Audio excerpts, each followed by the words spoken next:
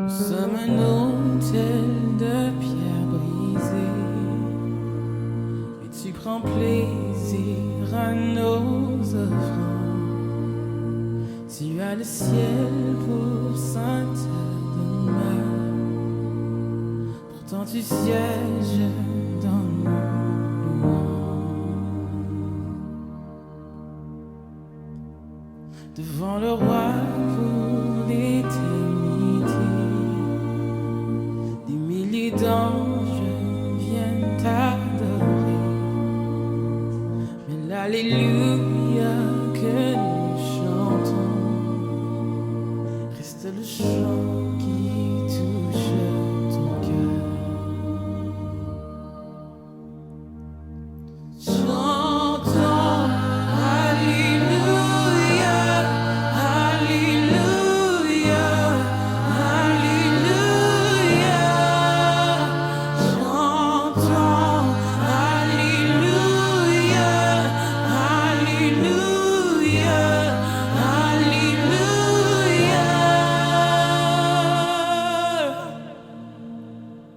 Ici le feu qui brûlait jaillit, devint une imperceptible rêve.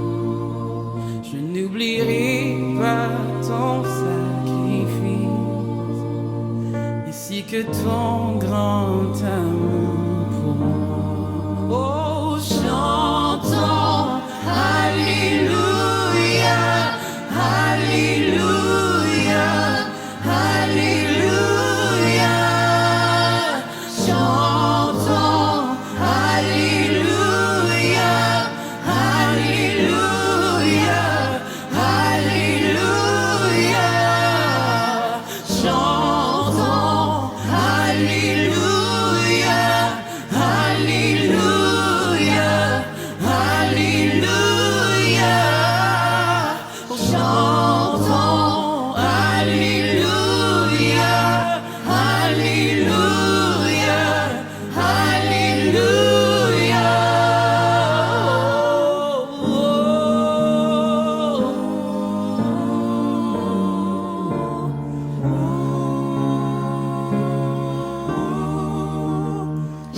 Jésus-Christ, roi couronné, à tout jamais sois glorifié. Oh, chantons Alléluia, à tout jamais sois glorifié. Jésus-Christ, roi couronné, à tout jamais sois glorifié. Oh, chantons Alléluia, à tout jamais sois glorifié.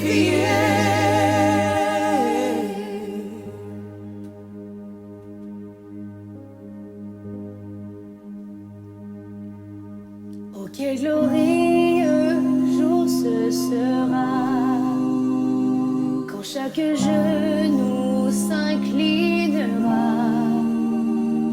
Mais pourquoi attendre ce moment? Oh, Dieu, viens et règne maintenant.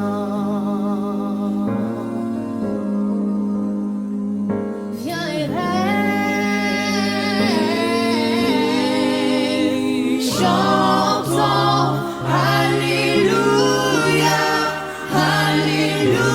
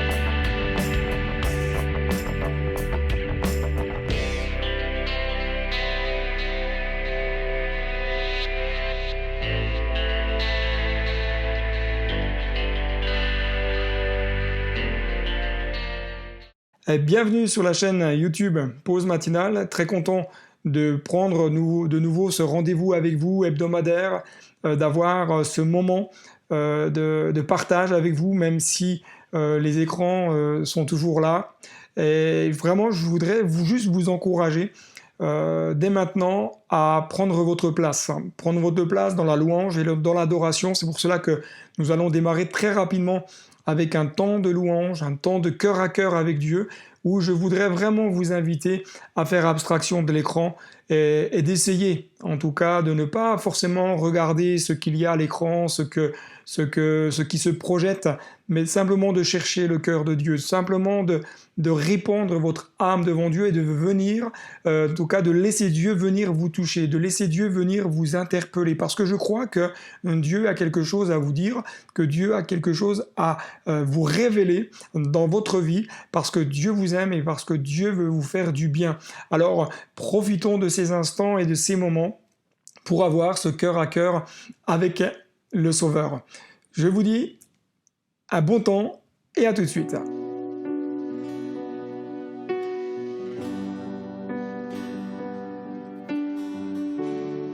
Alléluia Jésus. Gloire à toi Seigneur. Merci pour ta présence Jésus. Viens nous visiter encore Seigneur au travers de ces chants. Viens toucher nos cœurs. Viens toucher le cœur Seigneur de tous ceux Seigneur qui sont rassemblés Seigneur maintenant. Même si par écran interposé, nous sommes là réunis Seigneur en ton nom. Reçois notre louange Seigneur et notre adoration.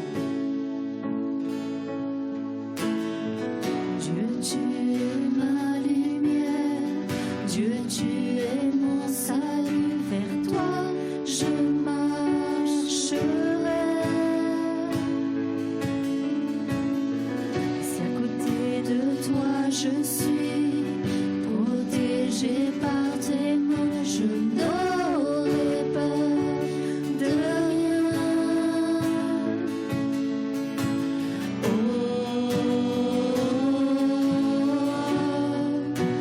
Tu es saint, ô Seigneur.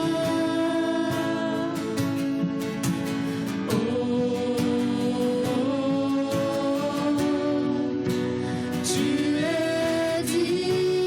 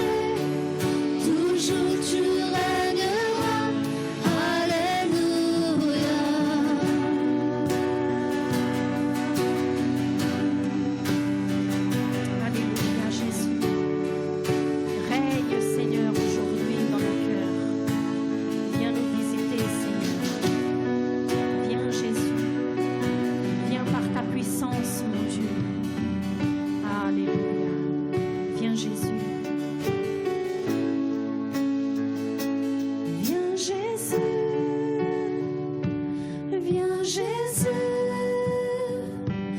Maranatha, alors viens Seigneur Jésus. Alléluia. Viens Jésus, viens Jésus, Maranatha, alors viens Seigneur Jésus. Viens Jésus, viens Jésus,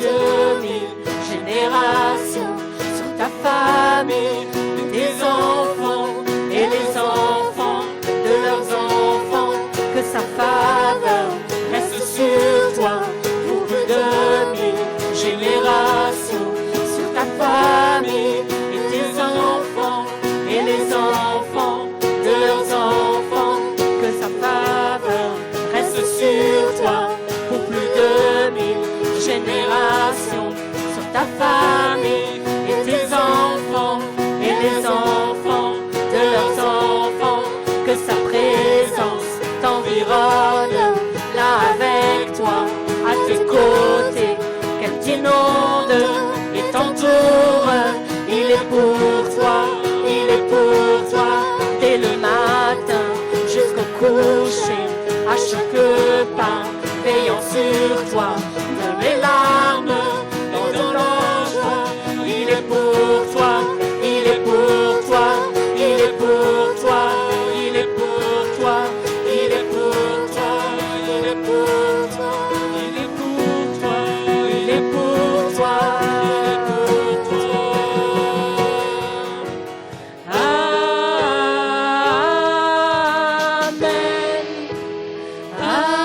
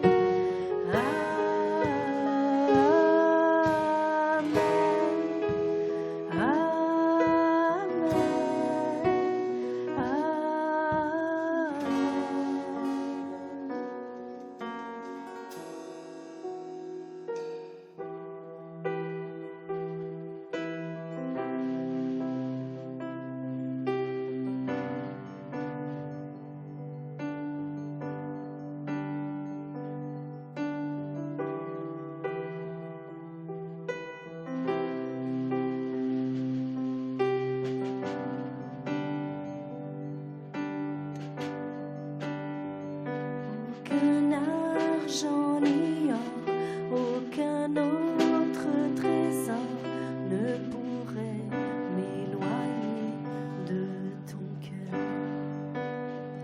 Ni l'amour pour moi-même, ou que d'autres me donnent.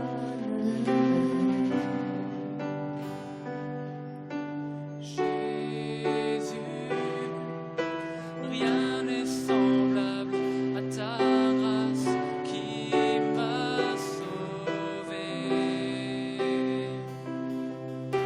Sauveur, je te recherche aujourd'hui et à jamais.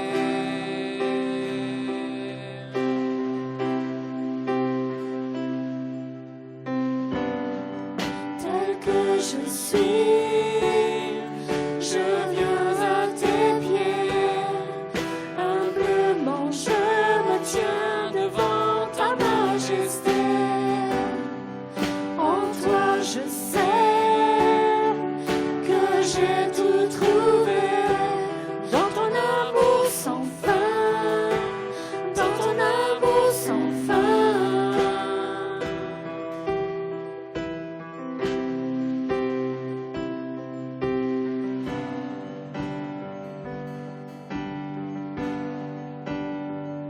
Délaissant mon orgueil, j'abandonne mes désirs, t'adorant l'esprit en vérité. Au-delà de mes rêves, de toute gloire, Seigneur, je te cherche. Jésus, rien n'est semblable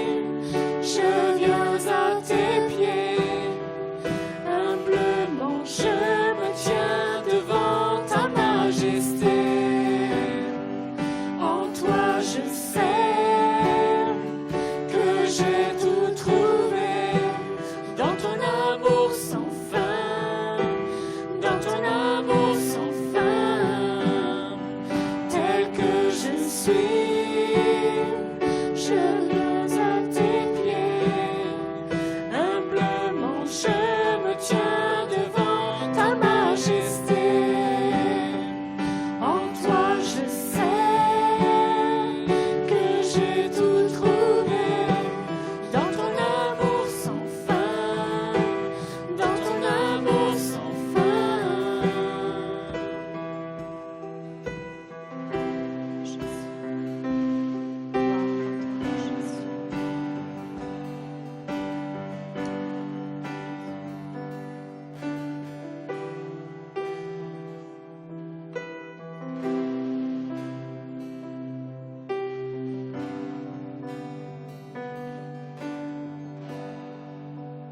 Gloire à Dieu pour ce temps de louange, ce temps où on a pu répandre notre vie devant Dieu.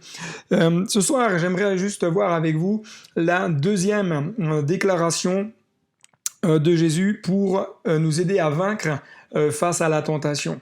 Cette déclaration qui nous est citée dans le texte de Matthieu chapitre 4 verset 5, il nous est dit « Le diable le transporta dans la ville sainte, le plaça sur le haut du temple et lui dit « Si tu es le Fils de Dieu, jette-toi en bas, car il est écrit, il donnera des ordres à ses anges à ton sujet, et ils te porteront sur les mains, de peur que ton pied ne heurte contre une pierre. » Jésus lui dit « Il est aussi écrit, tu ne tenteras point le Seigneur, ton Dieu. » Quel texte puissant, quel texte glorieux, quel texte merveilleux.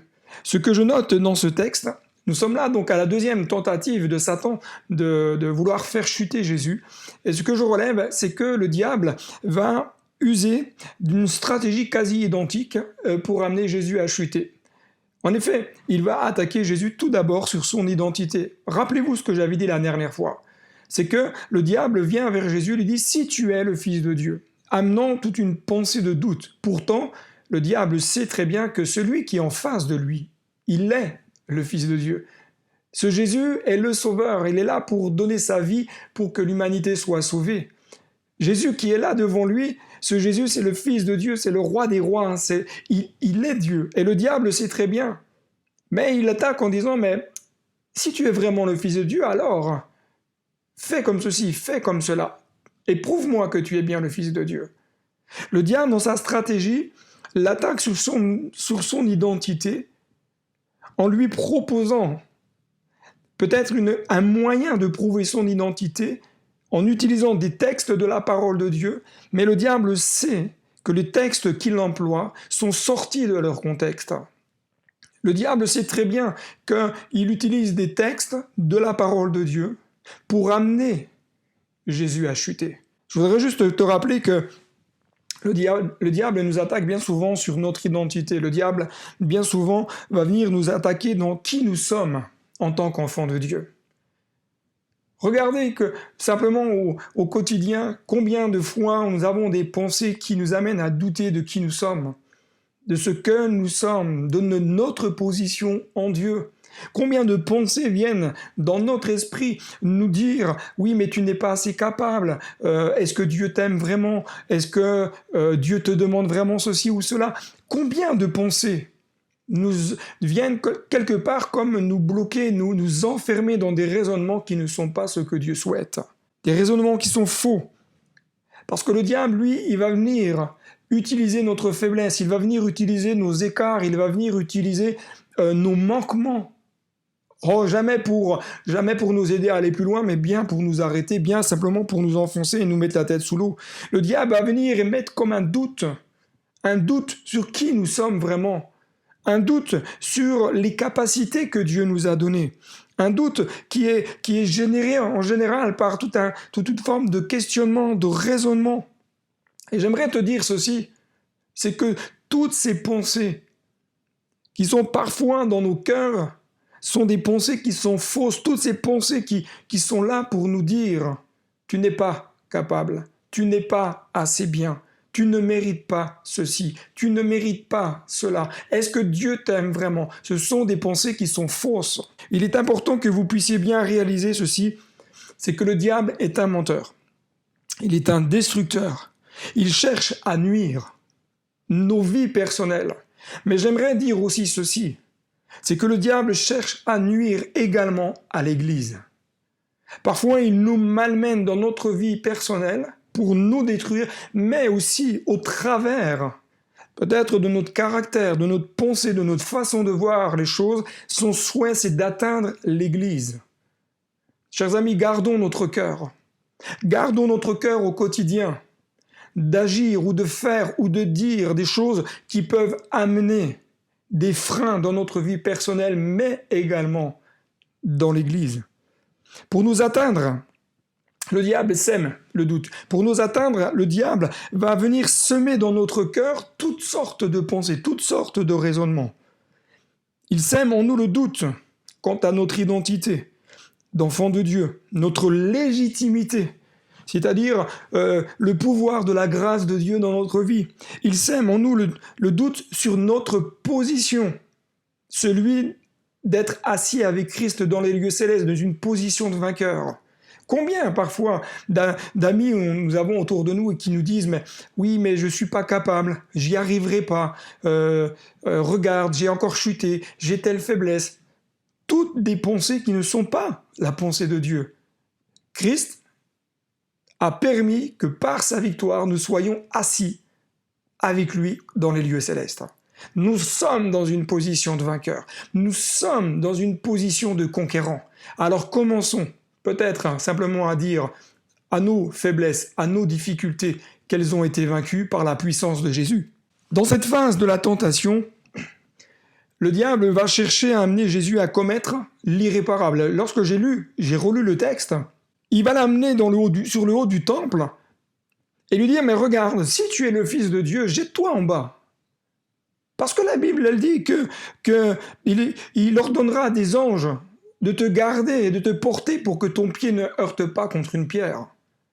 Mais le diable savait très bien que si Jésus sautait, il allait mourir.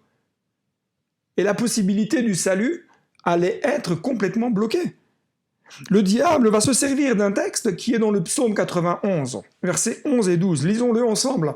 Il ordonnera à ses anges de te garder dans toutes tes voies. Ils te porteront sur les mains de peur que ton pied ne heurte contre une pierre. Le texte des psaumes qu'utilise le diable est totalement sorti du contexte. Chers amis, confrontons toujours, parfois, toutes les sortes de pensées qui viennent dans notre esprit, ou même certains textes parfois qu'on nous sort, qu'on nous dit pour telle ou telle raison, pour argumenter certains choix, pour argumenter peut-être certaines décisions, ou certaines valeurs, ou certaines compréhensions. Confrontons avec la parole de Dieu. C'est pour cela, chers amis, qu'il est important de prendre le temps de lire la parole de Dieu, de prendre le temps de la méditer, de prendre le temps de plonger ses regards dedans.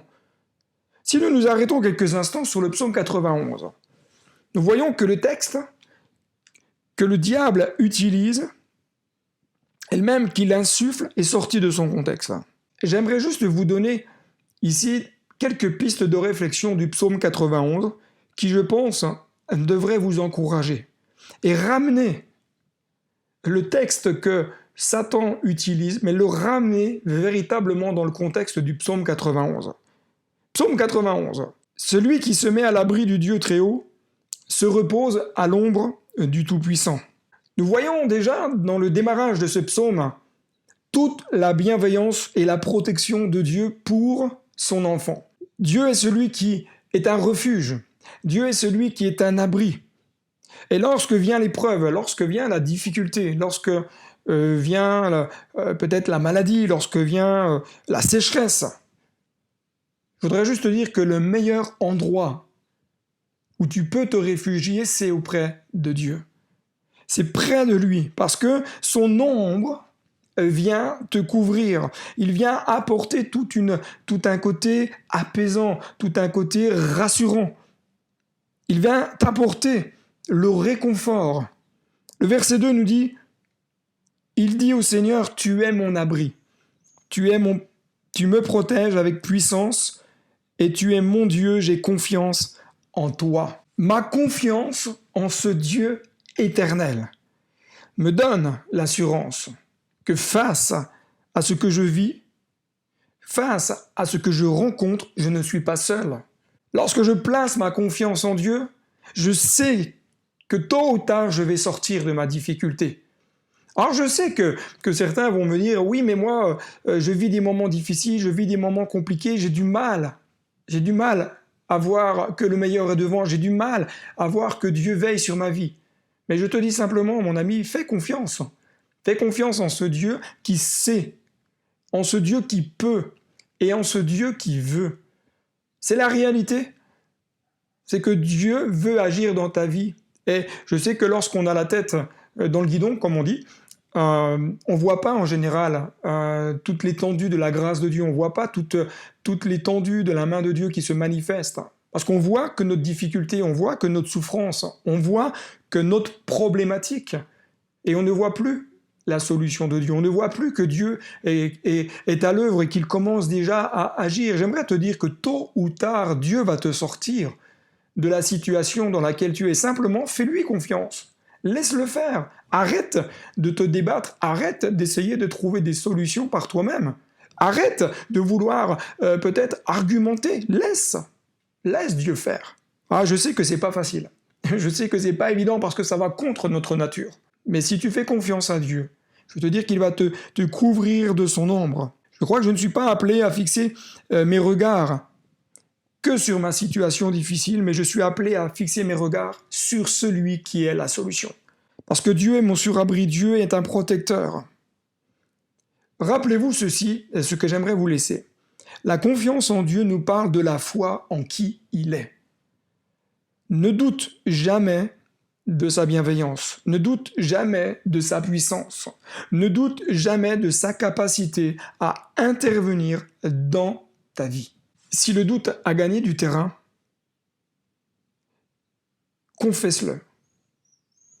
Si des pensées négatives t'assaillent et que peut-être elles ont pris trop de place, confesse-le.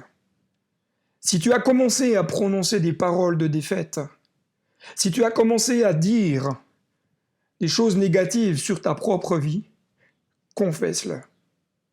Confesse-le et laisse Dieu agir pour toi. Laisse Dieu te porter, te prendre dans ses bras et t'amener plus loin. J'aime particulièrement le début du verset 3 du chapitre 91. Oui, c'est Dieu qui te délivre des pièges du chasseur. Waouh! La suite dit, il te guérit de la peste qui te tue. Il te couvre de ses ailes et tu te réfugies près de lui comme un poussin sous les ailes de sa mère. Oui, sa fidélité te protège comme un bouclier. Il y a la certitude ici que Dieu veille, que Dieu a le regard sur toi. Il y a la certitude, c'est que Dieu te délivre du chasseur.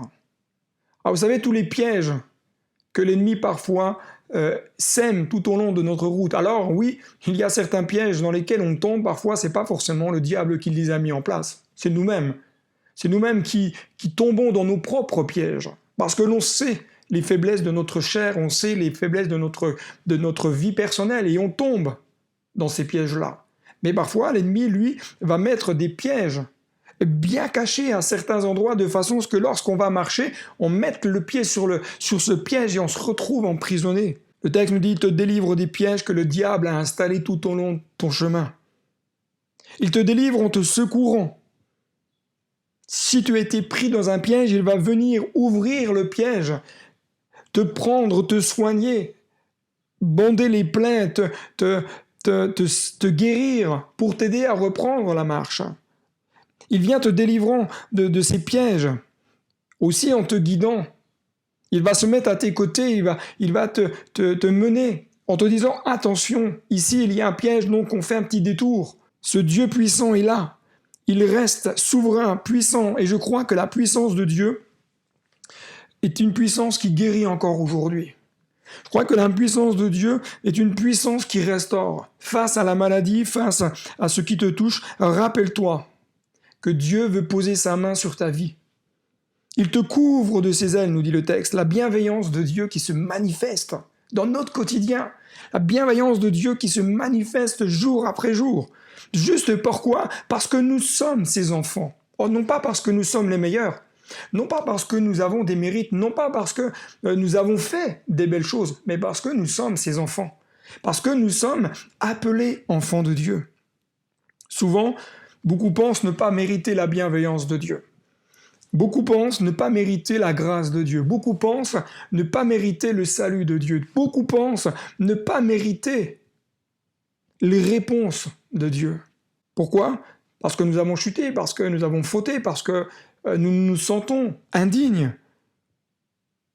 Mais malgré les nombreux défauts que nous pouvons avoir, en tout cas je parle pour moi, je sais que l'amour de Dieu n'est pas conditionné à mes réussites.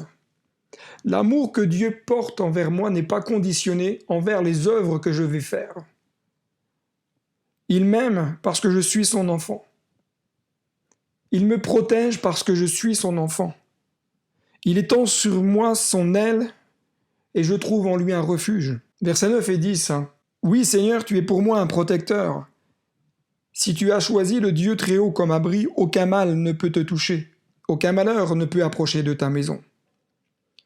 Il y a ici tout un conditionnel. Si tu choisis Dieu comme abri.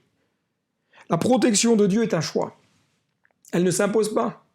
La protection de Dieu est un choix. La protection de Dieu est là à nos côtés si je fais le choix de faire Dieu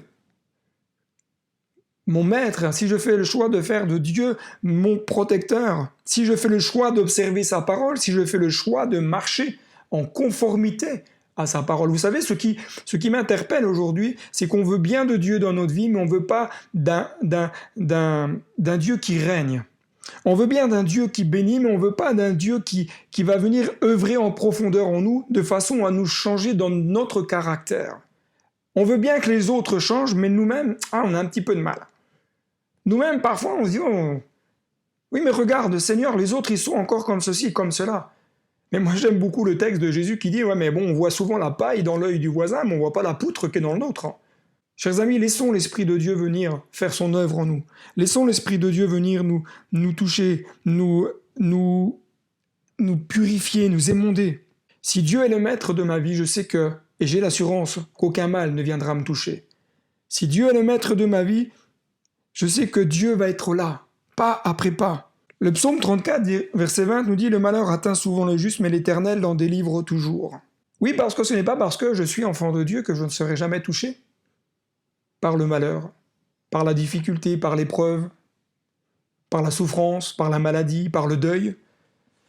Le malheur nous vient de l'hébreu ra qui dit « détresse, souffrance, misère, calamité ». Ce sont autant de choses qui touchent les injustes comme les justes. Le malheur atteint souvent le juste, donc la détresse atteint le juste, la souffrance atteint le juste, la misère peut atteindre le juste, la calamité peut atteindre le juste, et le juste nous vient de l'hébreu de Sadiké qui dit « c'est une personne dont la conduite est juste dans son caractère et qui est justifiée par Dieu ». Voilà quelqu'un qui est juste. C'est quelqu'un qui a été justifié par Dieu. Quelqu'un dont les fautes ont été effacées. Cela nous montre que même si je suis juste, je peux aussi connaître des temps difficiles, je peux aussi connaître des temps de souffrance. Mais ce que je sais, c'est que si mon cœur reste intègre, si mon cœur reste attaché à ce que Dieu veut, si mon cœur reste attaché à la pensée de Dieu, si mon cœur sait reconnaître ses erreurs, sait demander pardon, sait réclamer à Dieu toute sa grâce, alors je sais que la parole de Dieu me conduira. Je sais que la parole de Dieu va me mener et que Dieu va me délivrer de tout ce qui n'est pas bon dans ma vie. Dieu va me délivrer même de ces épreuves qui peuvent me toucher, de la calamité qui peut me toucher, de la détresse qui peut venir me toucher. Et c'est là que nous devons garder notre cœur. Dieu ne ment pas. Il est toujours le même, hier, aujourd'hui et éternellement. Il est le même pour agir, pour bénir, mais il est juste hier, aujourd'hui et éternellement. Le cœur de Dieu n'a pas changé. La sainteté de Dieu n'a pas changé. La majesté de Dieu n'a pas changé. La souveraineté de Dieu n'a pas changé. Romains 8, verset 28 nous dit « Nous savons du reste que toute chose concourt au bien de ceux qui aiment Dieu, de ceux qui sont appelés selon son dessein. » Quoi que vous viviez, quoi que vous puissiez rencontrer comme difficulté, l'issue sera toujours pour votre bien. Alors difficile, parfois de croire que l'épreuve par laquelle nous passons est pour notre bien. Et pourtant, je peux te dire que si Dieu permet une situation délicate, c'est qu'à l'issue, tu auras grandi. C'est qu'à l'issue, tu auras changé. C'est qu'à l'issue, tu auras réalisé certaines choses. Dieu garde celui qui marche avec intégrité. Dieu garde celui qui marche avec fidélité. Vous remarquerez que tout ce psaume 91 nous parle de personnes qui marchent avec Dieu, qui sont intègres. Et si je suis intègre avec Dieu, si je suis juste, si je fais de Dieu mon appui, alors oui, il enverra des anges pour me garder. Il ne permettra pas que mon pied heurte, c'est-à-dire il ne permettra pas une chute définitive. Et vous remarquerez que le texte n'a rien à voir avec ce que le diable était en train de dire à Jésus. C'est pour cela que Jésus répondra à Satan, « Tu ne tenteras point le Seigneur ton Dieu. Tu ne tenteras point. » Jésus ramène le centre sur la parole. Jésus ramène le focus sur la parole et rappelle à Satan que Dieu ne se contredit pas dans sa parole. Tu ne tenteras pas. Tu ne forceras pas Dieu à prouver quoi que ce soit, et surtout en essayant d'argumenter avec des textes qui sont sortis hors de leur contexte. Soyons vigilants, frères et sœurs, de ne pas provoquer Dieu. Dans une autre traduction, c'est ce qu'il est dit. Tu ne provoqueras point le Seigneur ton Dieu. Nous n'avons pas à provoquer Dieu, nous n'avons pas à essayer de demander à Dieu de prouver quelque chose.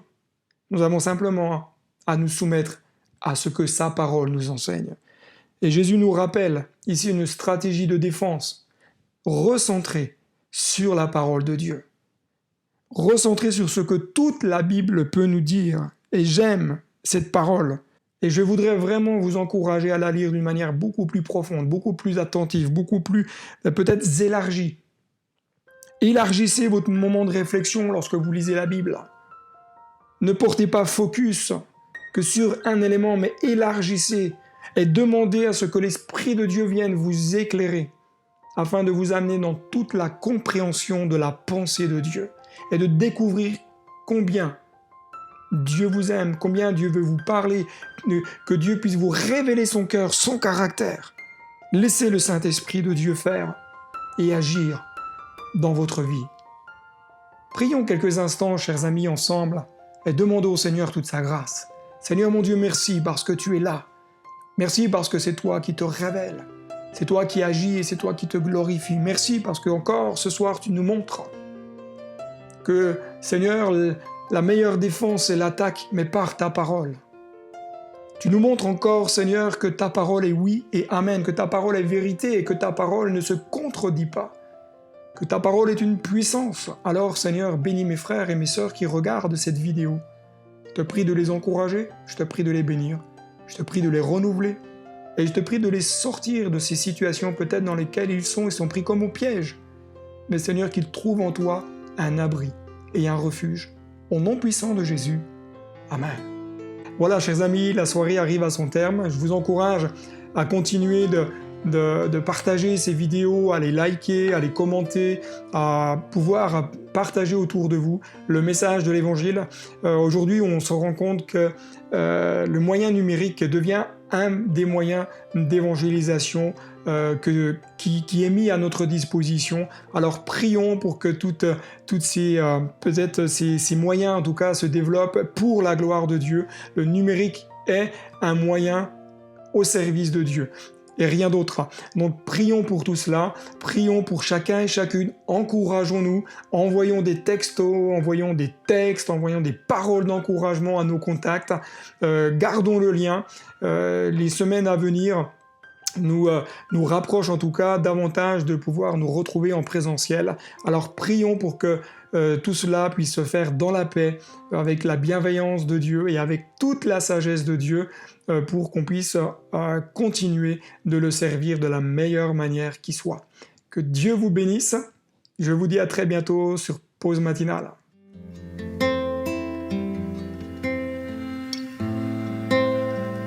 Seigneur Dieu, on veut prendre ce moment aujourd'hui pour s'approcher de toi, Seigneur. On veut te dire, Seigneur, fais toutes choses nouvelles dans ma vie. Je te fais confiance. Ta voix m'appelle sur les eaux sombres, dans l'inconnu de la dérive.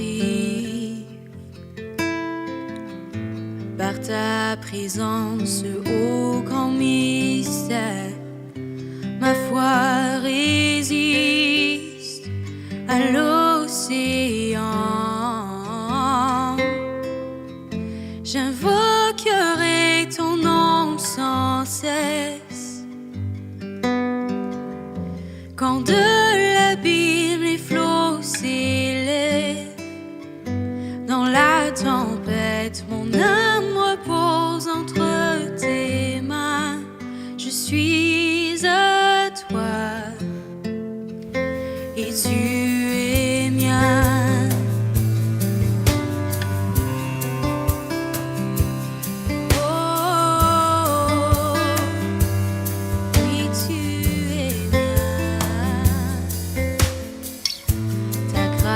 Abonde en eau profonde, ta sûre main me conduira.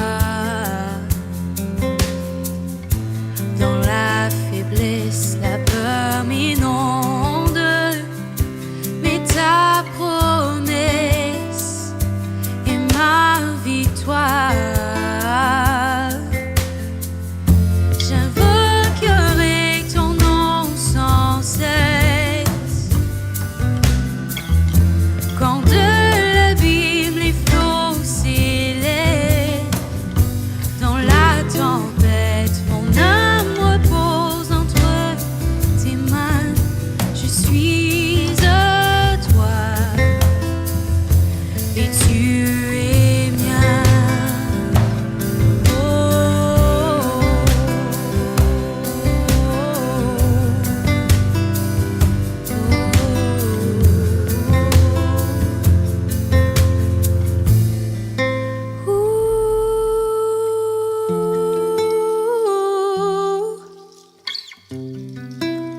Oui, tu es mien, Seigneur. Seigneur, conduis-moi, oh, ma foi est éprouvée. Sur les eaux, je vais marcher, que je sois là où tu m'appelles. Emmène-moi là où mes pieds n'ont jamais marché, et ma foi sera fortifiée en ta présence, ô mon sauveur. Seigneur, conduis-moi, oh, ma foi est éprouvée. Sur les eaux, je vais marcher, que je sois là où tu m'appelles.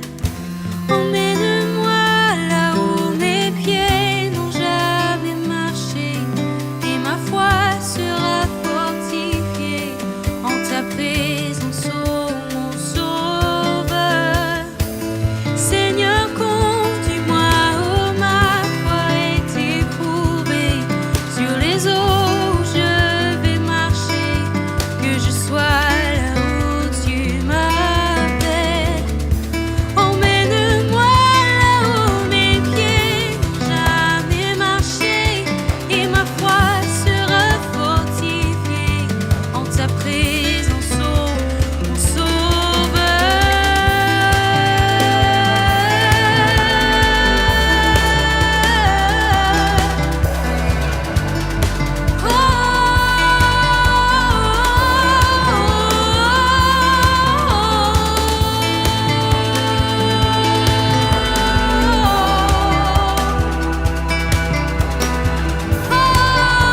Tu guides mes pas. J'invoquerai ton nom sans cesse. Quand de l'abîme les flots s'élèvent, dans la tempête mon âme repose entre tes mains. Je suis à toi et tu es mien.